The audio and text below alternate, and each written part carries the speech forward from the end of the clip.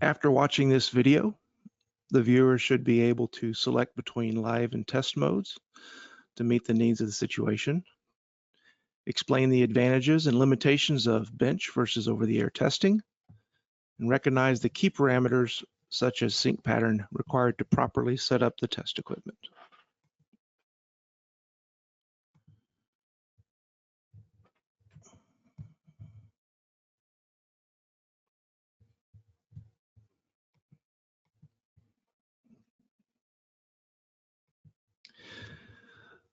This presentation will be organized around three main subjects. Well, first of all, we will talk about a customer scenario. Next, we'll review the basics of DMR radio systems and take a quick peek under the hood at the digital protocols that make it possible. And finally, we'll discover best practices for selecting test method, setting up test equipment, and performing the necessary tests. So the question is, could these skills help you save time and money?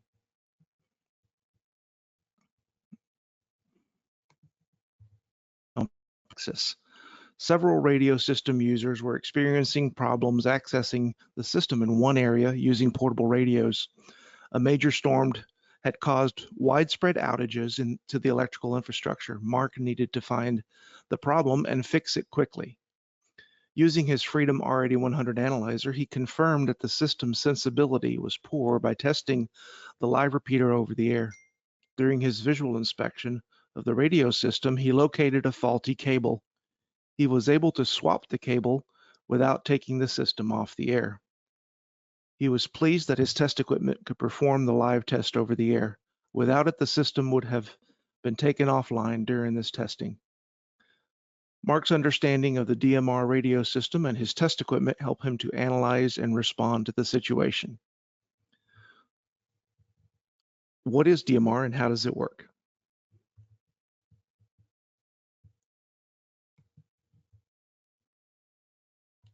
Digital mobile radio, also abbreviated DMR, is a limited open digital mobile radio standard defined by the European Telecommunication Standards Institute and used in commercial products around the world. DMR, along with P25 Phase 2 and NXDN, are the main competing technologies in achieving 6.25 equivalent bandwidth using the proprietary AMBE +2 vocoder. DMR and P25 Phase 2 both use 2-slot TDMA in a 12.5 kilohertz channel, while NXDN uses discrete 6.25 channels using FDMA, and Tetra uses a 4-slot TDMA in a 25 kilohertz channel. The primary goal of the standard is to specify a digital system with low complexity, low cost, and interoperability across bands, so radio system purchasers are not locked into a proprietary solution. Just keep in mind that in practice, many vendors have introduced proprietary features on top of the standard, and that makes their products, some of those features, non-interoperable between brands.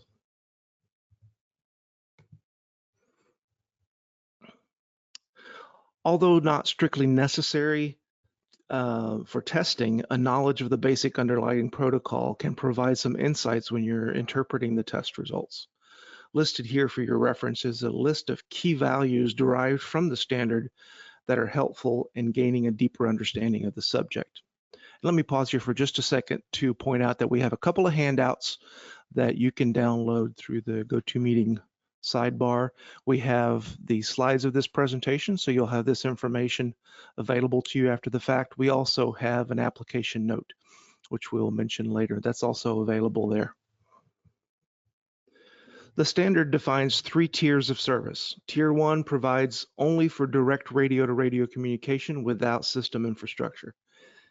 Tier 2 provides conventional systems using repeaters. Each repeater provides receive transmit paths, one in each of the 2 time slots of that frequency allocation. And Tier 3 provides for a trunking system. Each site contains a controller with a control channel and a number of individual base station radios to provide the voice data channels which are dynamically allocated on a call-by-call basis. Each base station provides 2 channels, 1 in each of the slots. Keep in mind, again, that some manufacturer systems are not DMR Tier 2 or Tier 3 compliant, and also that some of the features may not interoperate between radio systems.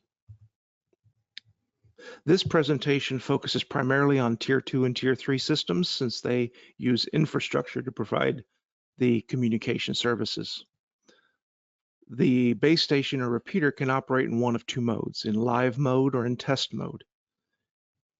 Each mode must be tested differently and serves a different purpose. Live mode means that the base station is operating as a repeater. It's listening for a DMR signal at the receiver frequency and sending that signal back out at a transmitter frequency. If there is no received signal for a certain period of time, the transmitter stops sending a signal out. Once the system is in sleep mode, the received signal must include a wake-up sequence to re-enable the transmitter. So your test equipment must be able to generate this sequence. In this mode, the repeater can be tested while directly connected to the test equipment on the bench, or it can be tested over the air while it's still connected to the outside antennas. In our demonstration later, we will do both bench and over-the-air test. Over-the-air test can verify that the repeater is functioning as a repeater, but it may not be able to determine how well it's able to perform its job. For example, accurate power output and receiver sensitivity measurements may not be possible unless the base station is put in test mode. Test mode means that the base station is no longer operating as a repeater. The system is not able to provide communication services while in this mode. The receiver and transmitter operate independently under the control of software on an attached PC or through the front panel controls of the radio. The manufacturer provides software that can be used to enter test mode and control all the parameters of the base station. Once the test equipment is connected directly to the base station, the manufacturer's service manual procedure can be followed to fully test and align the hardware. In this mode, the test equipment does not need to send a wake-up sequence, which is required in live mode. So in summary, live mode testing is for quick functional testing and can be performed while the system is on the air. Test mode is used for performance verification, diagnostics, troubleshooting, and tuning. Take a minute to review this slide after the fact. This is critical to understanding the topic today. We're going to be focusing on live mode testing. So how do we connect the test equipment and how do we perform these tests? So focusing now on the live mode, let's consider the following scenario, which lends itself to over-the-air test. You're responding to an end user complaint about service degradation or interruption. You want to verify that the system can receive signals and retransmit those signals without impacting the users of the system. You have the instrument in the front seat of your vehicle and you're parked at the base of the tower. How do you connect the instrument to the system and set it up for testing? First, consider the test equipment. In this case, it's the Freedom R8000 series service monitor equipped with DMR protocol test package and the live repeater test option so that we can simulate an end user radio and wake up the system. Antennas for the appropriate band are placed on the RF gen out port and antenna ports. After configuring the instrument for DMR mode, duplex operation, it must be configured for the correct frequency pair of the repeater and the correct color code. Finally, the instrument is told to look for the base station's sync pattern. And once it's synchronized, we have to set the output to output a solid DMR tone test pattern.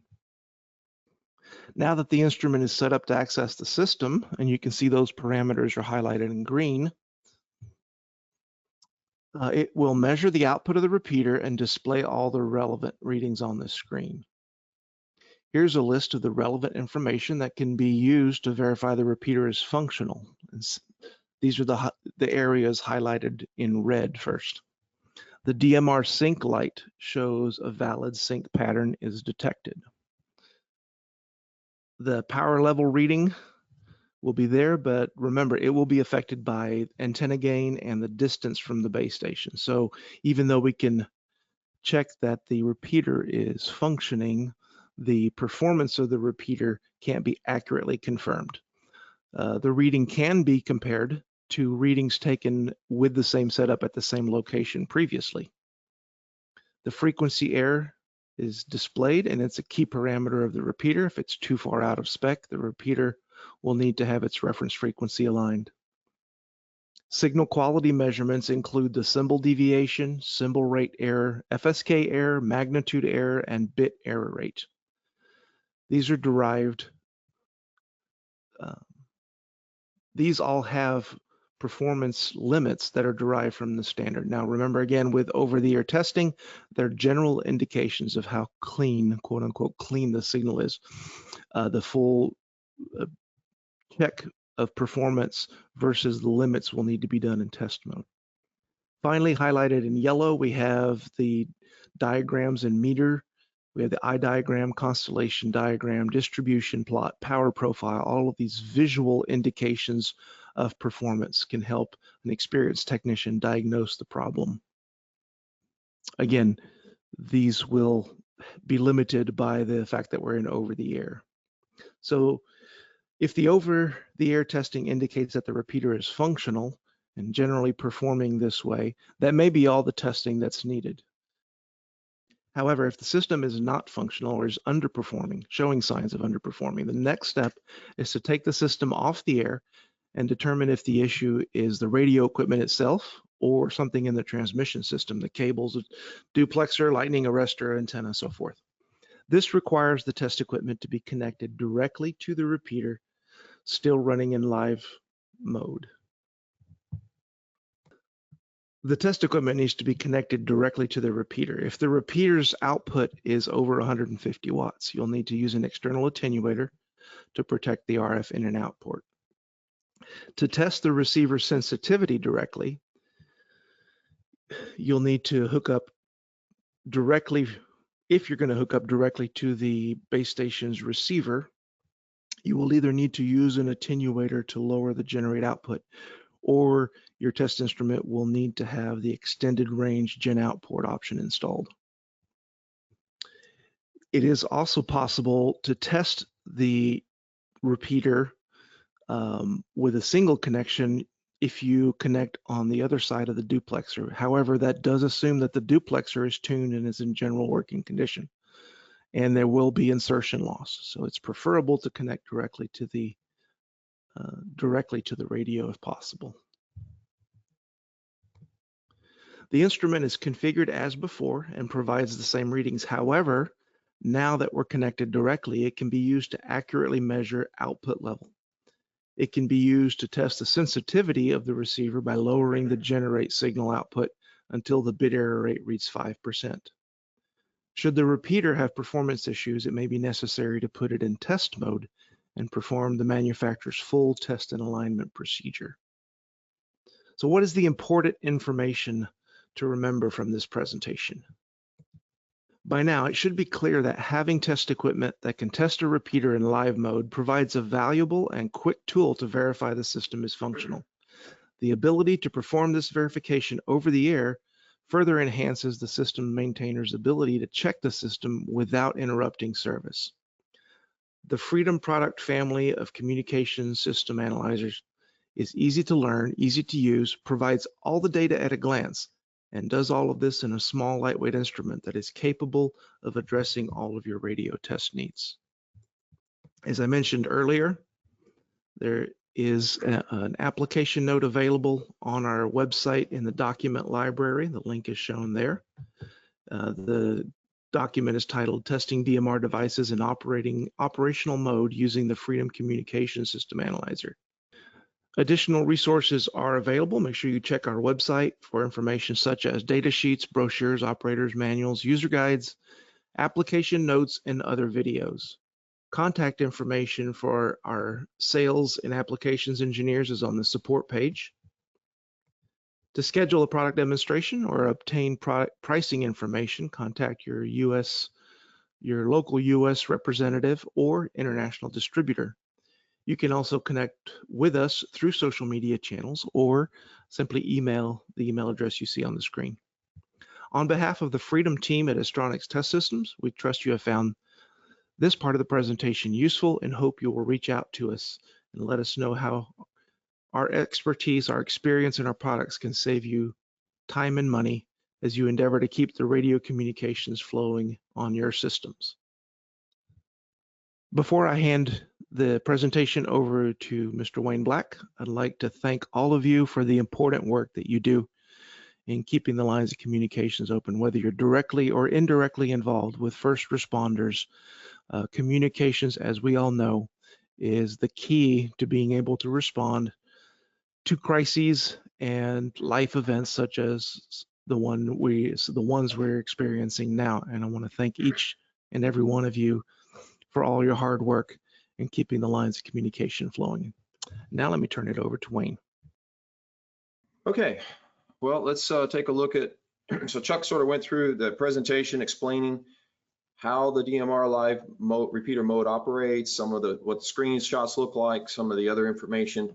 And so what we're going to do now is to just walk through the process of connecting to a repeater.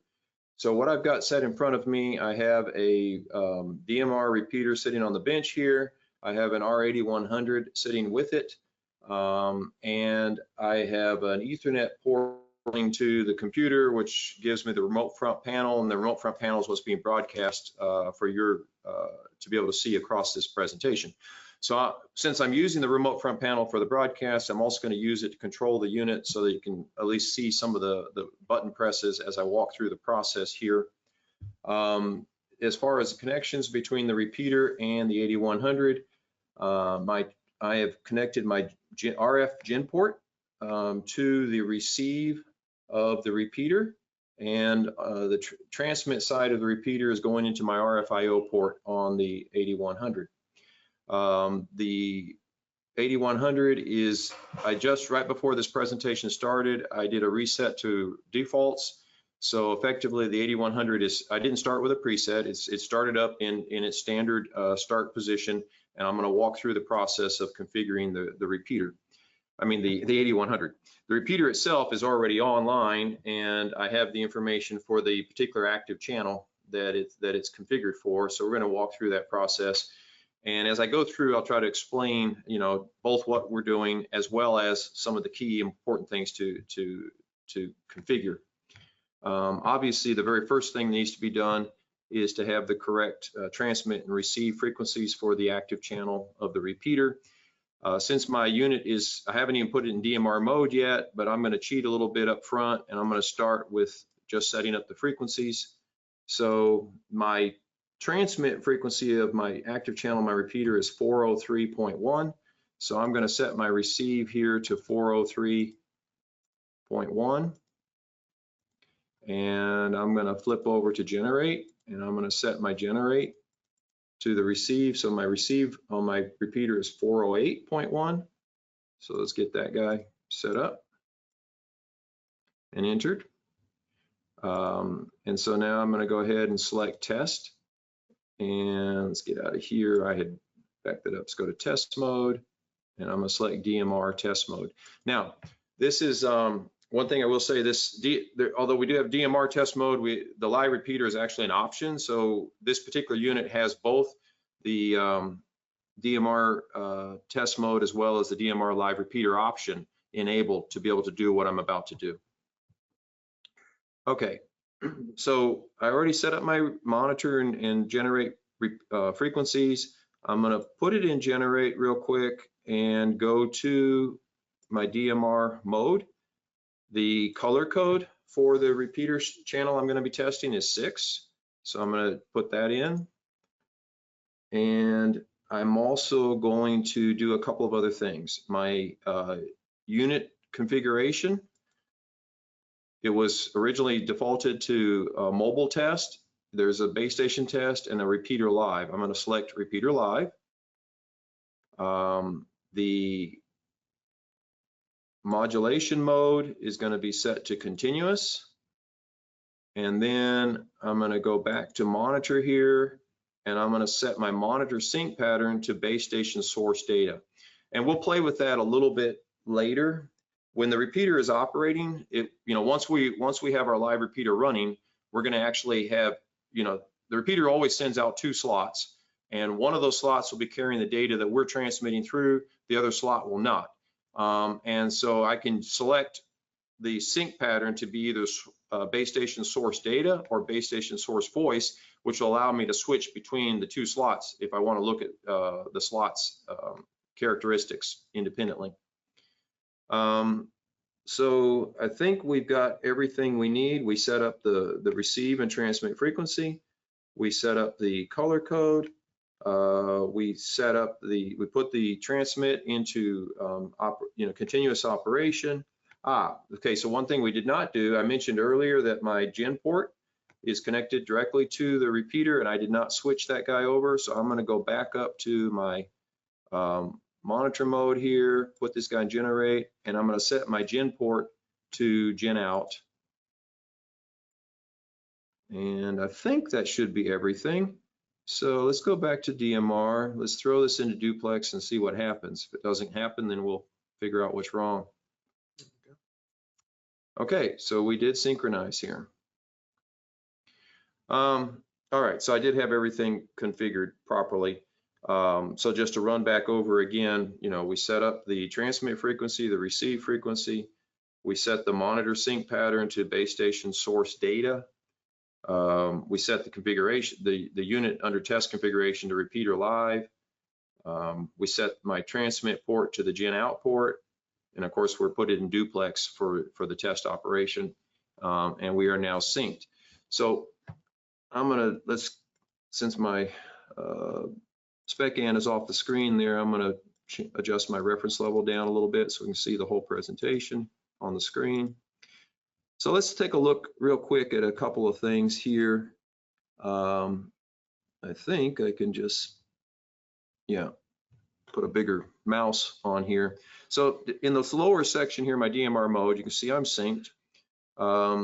You can see that the test pattern is at 0.153. I'm going to change that to, I can't do that at the same time. I got to switch back to a mouse. So I'm going to just show a few things here. So you can see that we're in continuous mode. You can see what the color code was set to. You can see that it has a source radio ID of 0, which is, since I'm using the base station source data, I'm actually looking at the slot that is empty. And in this case, the transmitter of this radio source ID was set to 0, so that's why I'm reading 0 here. You can also see symbol deviation, the symbol rate error, FSK error, magnitude error.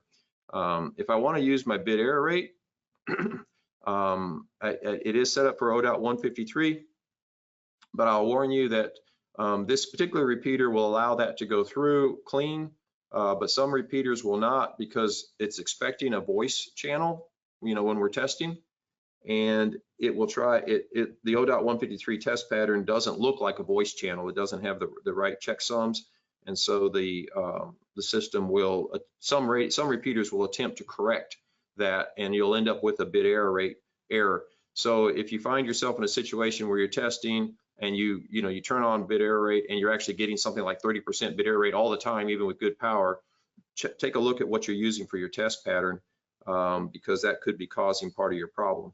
Let me go back to a mouse here. Normal, okay. And allow me to select my buttons here. Yep. So I want to go ahead and change my test pattern. I'm going to change it to a 1031 hertz tone, which will normally go through cleanly to any repeater. And I'm going to change my monitor sync pattern to base station voice, which now I'm looking at the slot that has my data. So I'm transmitting data at the repeater, and it's repeating back to me what I'm sending out. So I'm now seeing the source. So when it says the source radio ID here, that's actually the radio ID that's set up in the R8100. And at this point, I can come in here and turn on my bit error rate test, and I will actually be running a bit error rate on the 1031 Hertz tone pattern that's being transmitted through the system. So real quickly, let's walk through the different display zone screens that are available. So, obviously you can see the spec an on here that we're watching. There's also an eye diagram available. There's a power profile available, which will show both 1 and 2 slots. I can alternate. Now on here, you see all slots, but that's because the base station transmits both slots continuously. So you just see basically a straight line across here. Whereas if you're working with a portable or a mobile, you may see one slot or the other slot filled in. Distribution plotable. Analysis details, where we're basically for each of the symbols, we're actually showing the measured deviation and magnitude error per symbol.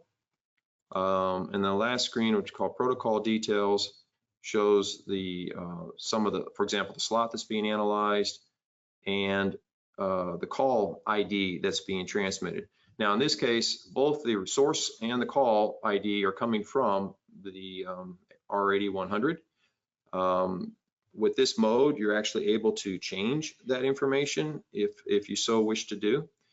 One thing that you can do here, let me go back to DMR. I'm going to go to the encoder configuration screen here. And this is where you can set up both the source radio ID of the unit as well as the target call address that it's going to. It also gives you the ability here to select which slot you're broadcasting into. So currently, and this, I can do this here, you won't be able to really see it, but you can see I have a choice of 1 or 2. I am currently transmitting into 1. So on my repeater on the desk, it says that it's receiving on channel A, and the data is transmitted back on A. I can actually select it here, and what you can't see, but I can visually see on my repeater that I just flipped over to channel B. So you can test either slot by just selecting, which one you want to go through here. So let's go back now, and so earlier Chuck talked about testing the running bit error rate through. I'll point out a couple of things because a little bit later we're going to swap to antennas.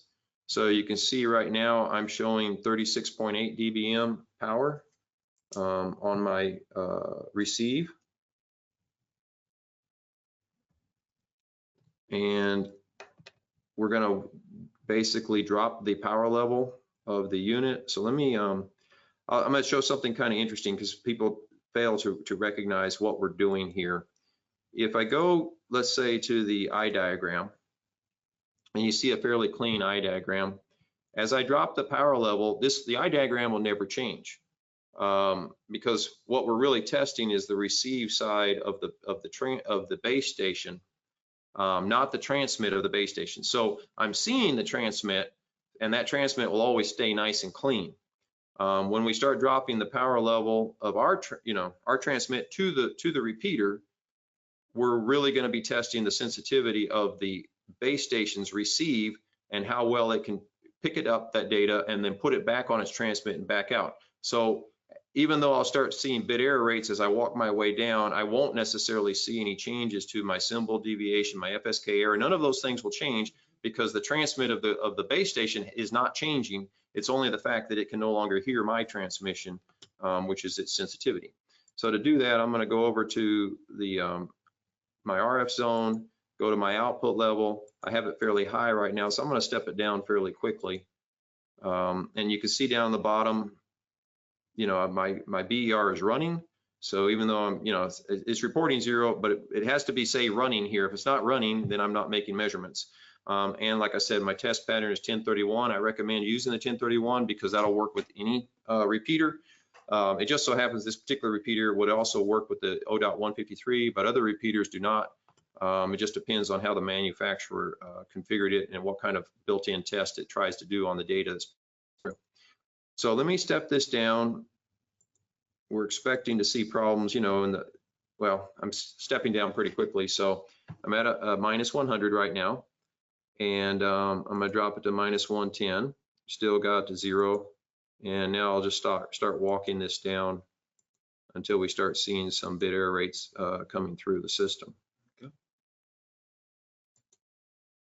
Minus 115, minus 116. Okay, so I'm starting to take some hits now.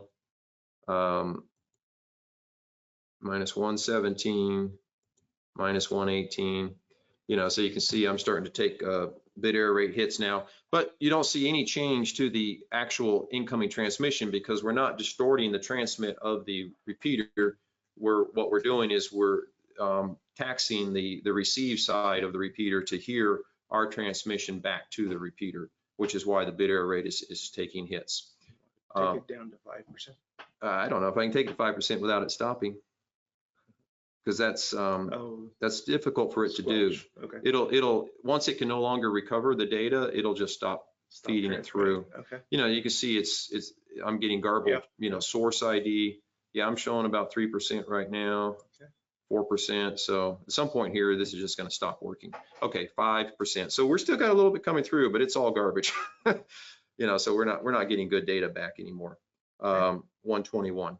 So let me take this back up a little bit. In fact, we'll just go ahead and, so effectively, let's take it back up to like minus 50. Okay.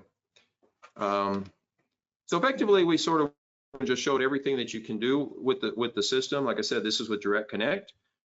Chuck wanted to show what the difference was over live and, you know, just broadcasting over the air. So to do that, what I'm going to do is I'm just going to kick this to monitor mode and allow the system. It takes a few seconds for the transmitter to stop transmitting. It's still transmitting there. Okay, so he stopped transmitting. I can go back to my spec in, and I no longer have a spec in signal. So the repeater is no longer transmitting. My unit's no longer transmitting. So we're going to disconnect the cables and just put antennas on the ports. This is just to mimic an over the air. Obviously, we don't have any amplifiers on the back of this repeater or any real systems. We're just using some short antennas. And the two units are only about, you know, 12 inches apart. 12 inches apart. So yeah, this is not quite the same thing, but I'm going to throw this back into duplex and let's see if we can get this to actually work. There we go. Well, he's up. Yeah, he's up. Okay. So effectively, you know, it was already pre-configured. You can see I'm taking bit error rates now, even at this level, because, you know, I don't have as much power going out. So I'm going to push him up. Since I'm using the gen port, I can actually go up quite a bit higher. So let's take him up to minus 10 here, and I've got a clean. Actually, that would be interesting to do. We could step down and see where we are now since we're over the air. But one thing you can see right now is I'm now reading 12.5 dBm, whereas before I was reading 36.8 dBm. So, you know, just having no physical cables, just going over the air, I've got, you know, quite a bit of a loss in terms of power level. But I can still measure my FSK error. I can still measure symbol deviation, magnitude error, and my bit error rate is still running. And I'll go ahead and step this back down on my own transmit, and we'll take a look at where that starts to take hits. Yeah, so I'm already taking hits here at minus 50 on my transmit, whereas before, you know, about minus 118 with a direct cable connect. So, you know, a lot of the physical characteristics can certainly be measured over the air without a problem, but measuring power level or generating into the system obviously is going to be quite different when you're going straight over the air. So that was basically what we were going to show. If anybody has any questions, I don't see the questions. Chuck, you'd have to tell me what the questions are. We've got some great questions, so let me grab the mic back. So there was just a logistical question. Someone was asking if the recorded version of this presentation will be available, and it will, and you will receive a link within 24 hours. So one question was, what model repeater are you using for the demo? Well, in this case, it is a Hytera repeater. It's a RD982. But this, what we showed is basically just following the standard. And so any DMR repeater that's designed to operate with the standard will work the same way. Everything that we showed at this up to this point is standard. It's following the DMR standard. So we're not showing any characteristics or functions that are proprietary to a particular radio manufacturer. Also got a question asking if you could show what some of the other displays look like with the over-the-air test. Oh, yeah, we still got this guy running here. So, you know, the eye diagram will still look very much the same. Power profile obviously is going to be lower, but should look the same. Distribution plot should look the same. It might be a little bit wider. And then the other characteristics are also very much the same. You should have the same deviation and magnitude error. And then of course the protocol details is just the same thing as the, you know, call address and target address. And I can, you know, one thing that's interesting there is, for example, I can come into the configuration here and I can change my radio source ID to be something else, 16, let's say. And where's my target call address?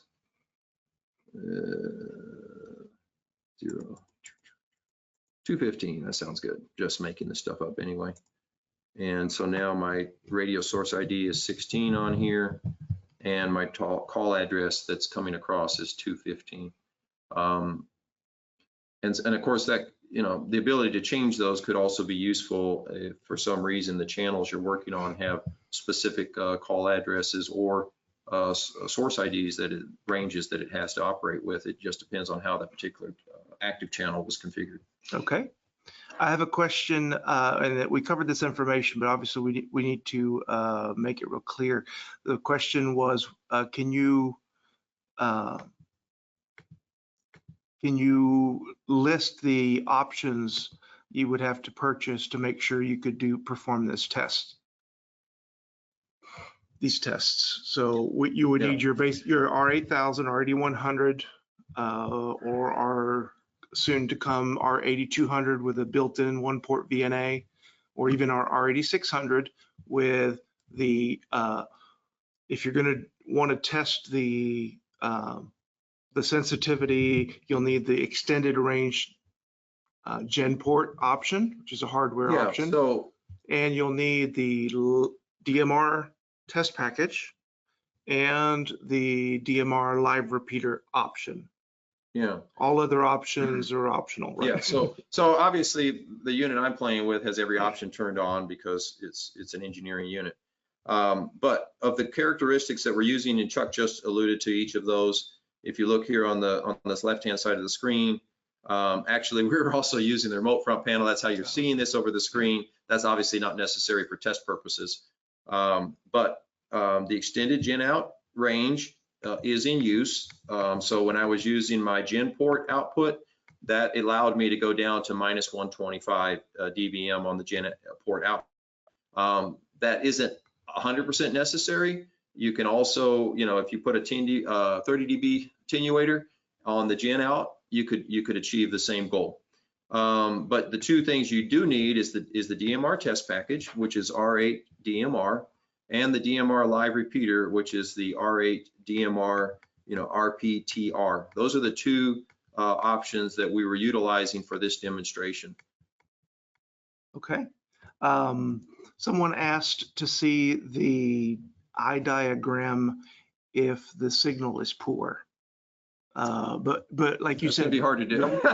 when we're looking at the output of the repeater. No, it's not hard to do. I can do that over the air, right? Yeah, I can do that. We're over the air. The way I'm going to do this, I have the auto attenuation set right now. So let's go to, I was thinking it's hard to do because I can't change the transmission, but I can certainly change my receive side. So let's go to settings. I'm going to turn off the auto attenuation.